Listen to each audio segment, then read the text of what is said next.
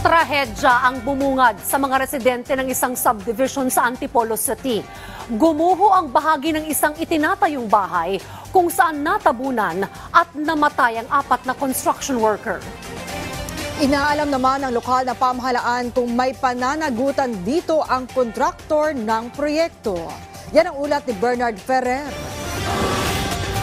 Kita sa buong video ng De La Paz Radiocom Group Fire and Rescue Volunteer ang manong-manong paghukay para makuha ang mga construction worker na natabunan ng lupa. Pasado alas 3 ng hapon kahapon nang mangyari ang insidente sa Fairmount Hills Subdivision, Barangay De La Paz, Antipolo, Rizal.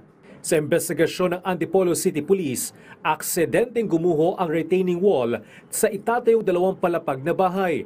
Inabot ng 2 oras ang rescue and retrieval operations kung saan nakuha ang wala ng buhay na katawan ng 4 na construction workers. Habang nailigtas ang 3 pang biktima kung saan 2 ang sugatan na nagpapagaling sa Quirino Memorial Medical Center sa Quezon City.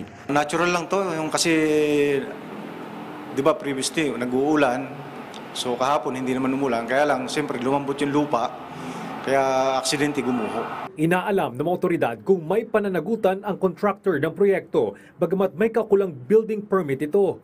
Nangako ang Antipolo LGU na tutulong sa mga biktima. Inirekomenda rin nila na isama ang construction methodology sa usapin ng building code upang matiyak ang public safety. Karaniwan, doon po nagkakaroon ng problema. Dahil kung titignan lang natin po yung plano per se, hindi pa natin siya nag-gauge kung may mga deviations kasi wala pang actual structure kasi naguhukay pa lang sila. Nanawagan din ang Antipolo LGU sa publiko, lalo na sa construction site, na sundin ng safety precaution upang maiwasan ang aksidente. Bernard Ferrer para sa Pambansang TV sa Bagong Pilipinas.